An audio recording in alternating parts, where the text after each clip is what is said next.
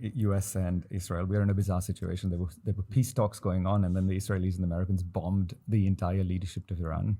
Now we're in a position of cheap drones taking out their friends, and finally Trump saying Iran wants to talk and Iran saying they don't want to talk. What's your assessment on what's going to play out here? How does this all end? So we have a number of scenarios. It's not clear yet how it plays, partly because there are a number of personality factors that are involved. Now, you can know the Israeli strategy is very clear. The Israel interest in this. The Netanyahu government, in fact, his former Minister of Strategic Affairs, Ron Dermer, was in Delhi a few months ago, and he spoke at a dinner I attended. And he said, look, for Israel, it's very clear. There is only one country in the world that has perpetually said or continuously says, we wish to wipe this country, Israel, off the face of the earth, and that is Iran. And they have attempted to do various things to undermine Israel for decades as well.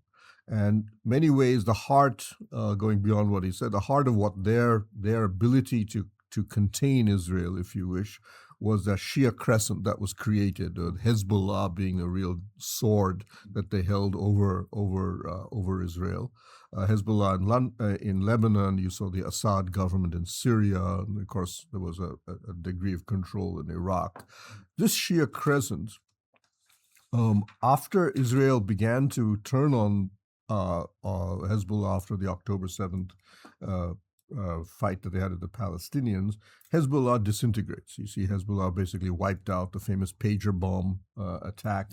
The Assad government fell for a host of different reasons, but suddenly the Shia crescent is gone. Now it's basically just Iran. And on top of that, Iran is just economically extremely weak. So Iran in its present state is probably the weakest it has ever been, at least the regime has, since the Islamic Revolution took over. And so for Israel, this is the perfect opportunity. And it's an opportunity that, whether it works or not, it's still worth an effort to take out literally the only existential threat they face. And given the history of the Jewish race, existential threats are taken very seriously. So therefore, going after Iran was always something that they have been carrying out, this sort of steady set of attacks to hold back that nuclear and ballistic missile program.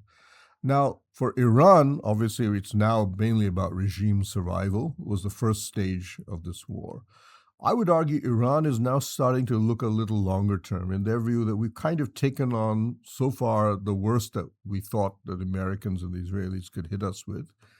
We are now in a situation because they immediately expanded the attack to incorporate the Gulf monarchies in the south and are now veto power or control over the Straits of Hormuz. They are now in a position, if America is unable to assert itself militarily over the next few weeks, to become, end of this war, to be the dominant power in the Gulf. A weak power in many ways, but the one that has at least veto, especially over the Straits of Hormuz. And one in which the Gulf monarchies will look at them and say, we can no longer depend on America to provide us security. We have to strike a deal with Tehran. So for Iran is now sort of fighting on two levels. One is survival, or at least maintaining the ability to ride out and in many ways wear down not so much the Israelis, but as the United States. They look at Trump and say, this man doesn't have patience. All we have to do is ride him out until the point and inflict enough economic damage on him to eventually say, this war is not worth it for me politically. He's already doing that. Yes, exactly. You can see he's already looking for an off-ramp to some degree. He's working on two levels as well. Off-ramp, and maybe if I'm not getting the off-ramp I want, to go for one big final hit on the ground in this case. So therefore, the Iranians are now looking at it on a slightly longer term. We could end up, the Persian Gulf could be genuinely Persian at the end of this war. And then there'll be a very different, and we can talk about what that would mean economically with a genuinely Persian Gulf. Trump is the part that we can't predict, right? You can see within the U.S. government and within Washington and among the American public, definitely, total confusion as to why they are involved in this war, right? They went in, he seems to have gone in thinking that the Israelis had told him, or after the Venezuela experience, this regime will fall very quickly. It's true that he has a personal dislike for the Iranians that combine a number of things, one being that he is part of the generation that remembers the Iranian hostage crisis. And he has said that very often in interviews, that this was the most humiliating thing that America ever faced in its history, was the Iranian hostage crisis. Jimmy Carter is the worst president America ever had because of this. And why nobody ever hit the Iranians after this baffles him. It's another thing, also another interesting, is that the Iranians also tried to assassinate him. There was seems to be a very bizarre thing done. It seems like a rogue operation within the Revolutionary Guard. But after he ordered the assassination of the Revolutionary Guard Soleimani, guard head, in his first administration, after he ceased to be president, some group in the Guard seems to have hired a Pakistani Asif merchant, who is now presently on trial in America, to organize the assassination of Trump. Merchant, poor fellow, he's in court now, and he insists that he doesn't deny this. He just says that I did this because they had my family hostage. But I have no clue. I'm just a businessman. I have no idea how to do assassination. He had just gone to the dark web and tried to hire somebody who proved to be an undercover FBI agent, and therefore quick. But it's such a bizarrely amateurish way to do this. But it ensures that you get a certain degree of animus from the U.S. president. And I think for the Iranians, the shock was, oh God, he got reelected again.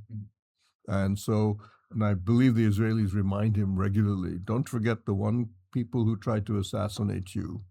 Are these guys? Are these guys. So, and that's important because Trump is very he's very personalized in his foreign policy. So you combine a number of issues, the nuclear program, the ballistic missiles, a regime that has definitely tried to pick its fights with the United States, but really with the Israelis, and then a regime that Trump himself has a personal dislike for. And then the hubris of thinking that Iran and Venezuela more or less the same thing. So you combine all of that. But this is the point: is none of this is really a strategically sensible reason for America to be involved.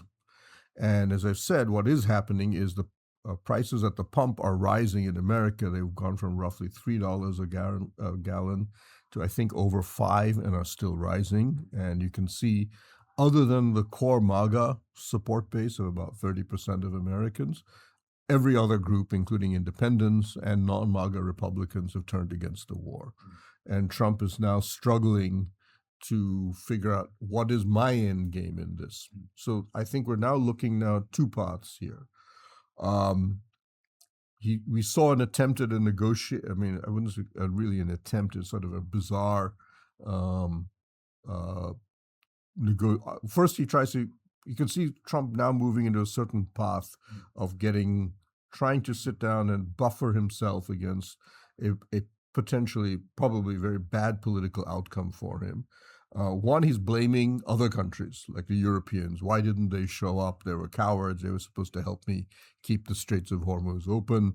The Europeans said, we were never consulted on this, and given your other target is Greenland, we're not interested. Second is going around and, as you mentioned, suddenly coming up that they want to come and talk to me. I'm prepared to talk to them. And the Iranians saying that we don't know anything about this, and we're not certain where this is going. But when I've asked Indian officials, they said, well, our understanding is the Guard is now the most powerful body in Iran, and we're not getting any sense that the Guard is interested or is not taking this seriously. Anyway, the demands on both sides, the minimum prerequisites for an agreement of even a ceasefire, are so far apart between the two. Iran basically give up its entire enrichment program, wipe out most of its ballistic missile structure, give up its hold on the Straits of Hormuz, in return for, as far as Iran can say, very little from the Americans, especially no definite evidence that Israel and America would not attack them again. I don't see the basis for negotiations, and which is one reason nothing is really happening on that front. So therefore, he's now heading into another cul-de-sac as far as talks are concerned. To some degree, he may not even be taking them all that seriously.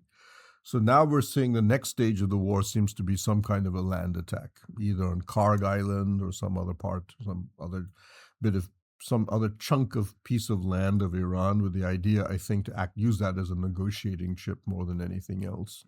I force you to the table because I now hold a piece of your property.